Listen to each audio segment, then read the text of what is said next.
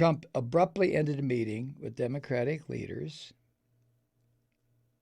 saying he was unable to work with them, following comments by Pelosi that he was engaged in a cover-up. And that's when Trump made an unscheduled appearance in the Rose Garden shortly afterward, and then had that out-of-control, gibberish 10-minute address. He said he had left the meeting with Pelosi and Chuck Schumer when they were supposed to talk about working together on a $2 trillion infrastructure plan. See, this is what Trump does. Now, that little prick Sean Hannity tonight will be able to say, the Democrats are stuck. If your family drives over a bridge and it collapses now, blame the Democrats. Trump was ready to do a $2 trillion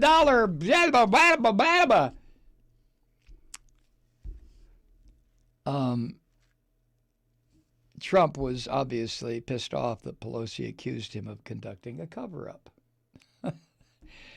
This is a man who paid off Stormy Daniels to keep his extramarital affairs quiet during the campaign instead of, well, he insisted, I don't do cover-ups. What the fuck was that? In Trump's brain, nothing. That was a piece of ass. Big fucking deal. You grab them by the pussy. They love it. Especially if you're famous.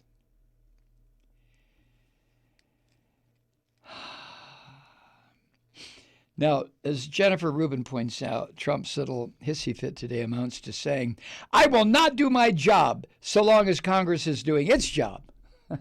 with precisely what he said in Rubin's words. That's what this amounts to, a confession of sorts on Trump's part that his Stonewall strategy may not be sufficient and that his personal vulnerability is so great that he's unable to do his job. Then get the fuck out of office, right? Rubin says, that would seem like pretty good grounds for impeachment. Wouldn't you think? Yeah, so would I. She writes, but while impeachment is unpopular, a president refusing to do things he promised to help voters because he's under investigation is even more unpopular, maybe, huh? What do you think? In her comments to the media after Trump stalked out, Pelosi observed that maybe it was, quote, lack of confidence on his part, end quote, that caused him to short-circuit the infrastructure talks. Pelosi said, quote, he just took a pass, and it just makes me wonder why he did that.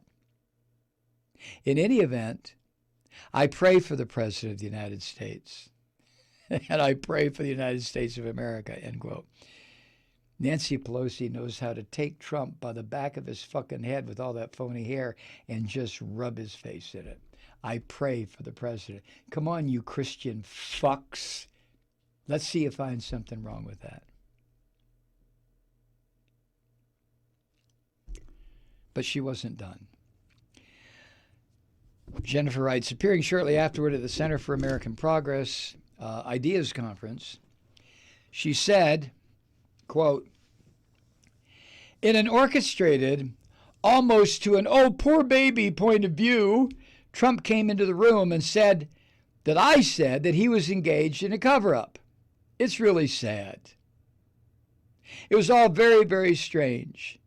This president is obstructing justice and he's engaged in a cover-up, and that could be an impeachable offense.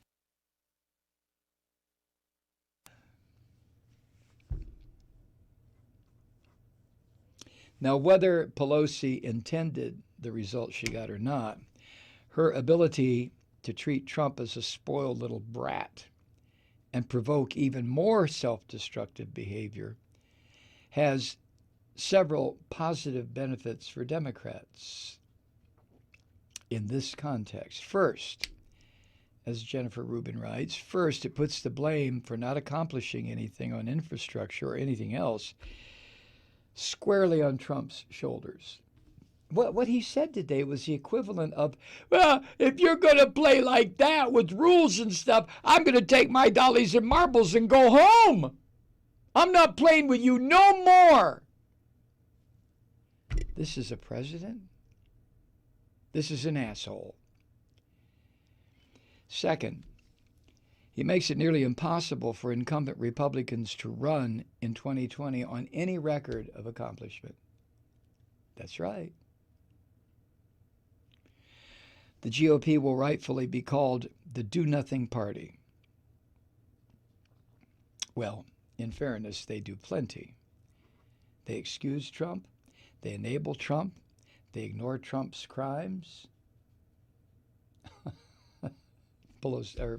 Jennifer wrote that. Third, it's a preposterous position. What else will he refuse to do? It's a preposterous position for someone who will be running for re-election in 2020.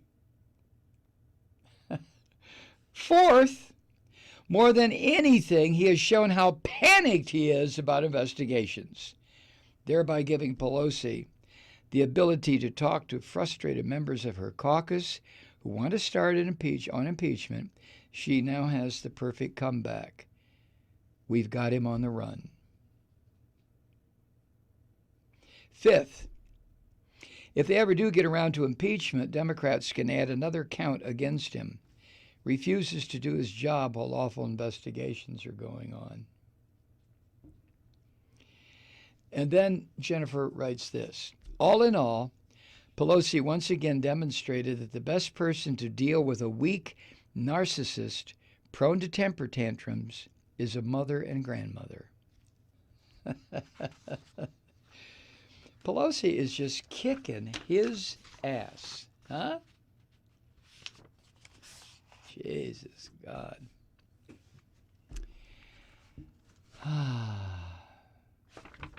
I've got the whole transcript of that 10-minute little circle jerk in the Rose Garden today. I don't know if you want to hear it or not.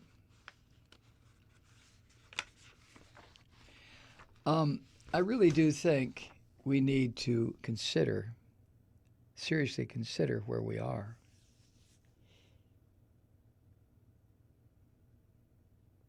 And what we have in the leadership roles in this country.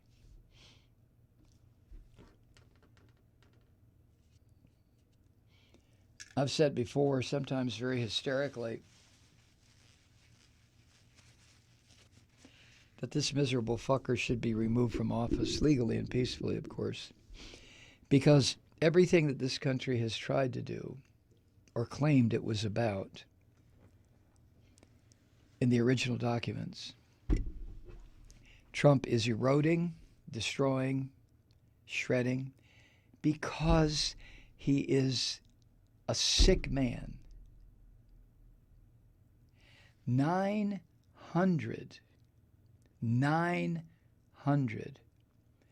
former prosecutors, federal and state, Democrats and Republicans, men and women, 900 of them, signed a letter 2 weeks ago saying that the Mueller report clearly indicates that this useless piece of shit in the presidency created impeachable offenses and they didn't use that term, should have been indicted. He committed crimes that had he not been president, he would have been charged with a whole list of crimes. Now, you know, one of the underlying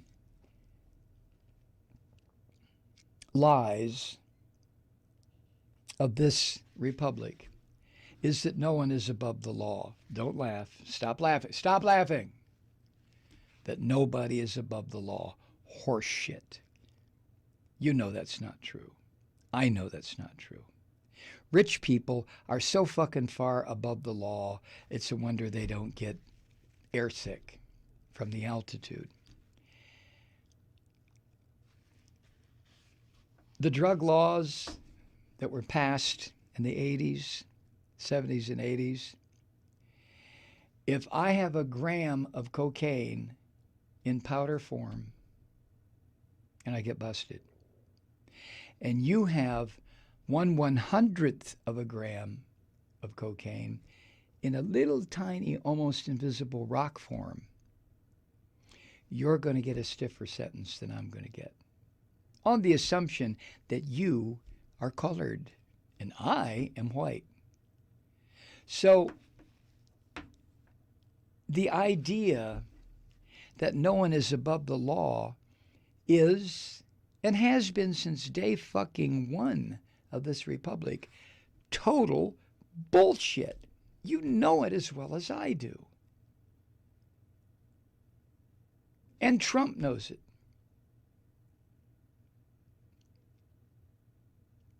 That is bullshit. And what those 900 prosecuting attorneys were trying to, and succeeding in stating categorically, was that the President of the United States is a criminal. He's an unindicted criminal. And he's only unindicted because of the office he holds. And still, and you notice Trump never fucking commented a word on that because they're Democrats and Republicans.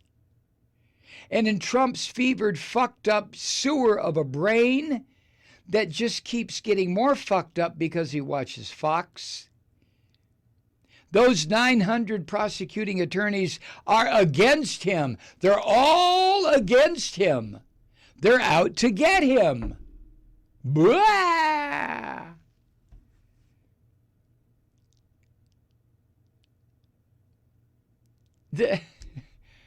I mean, when you hear somebody say that, supposing one of your associates at work or one of your friends were to pull you aside and say, "Psst, hey, come here, come here, come here. They're all out to get me." What would you think? You'd probably think the proper thought, this fucker's crazy. He needs help. She needs to see a psychiatrist, or at least a psychologist. Honey, everybody's not out to get you. You only have 7 friends. Nobody else even fucking knows you're alive. Now, that's not true with Trump. Everybody on earth knows he's alive. Well, okay, not everybody. But most of the people on earth see him for what he is, a narcissistic, schizophrenic, liar, cheat, amoral prick. And they're just trying to maintain until the voters of the United States have a chance to kick this fucking guy to the curb. Which doesn't mean he shouldn't be impeached. Of course he should. And we know what will happen in the Senate.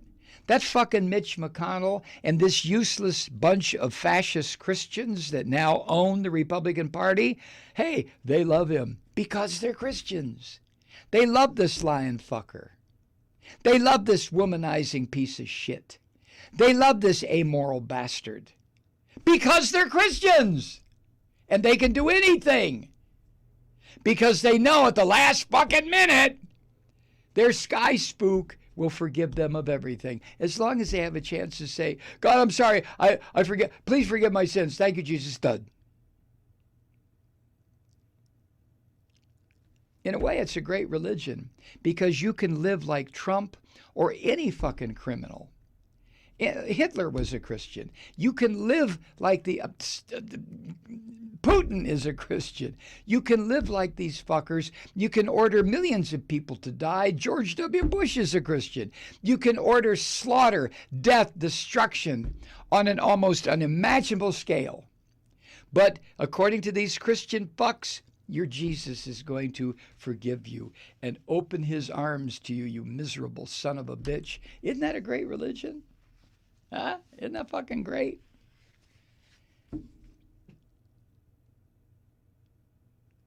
It's a malignant religion.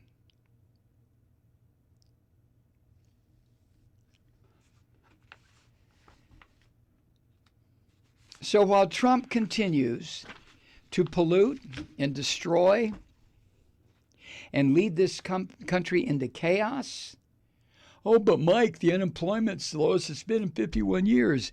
Big fucking deal. Part of that is because millions of people no longer look for work. And the people who are working 2, 3 jobs, this goes back to Bush, are still not making ends meet. But never mind.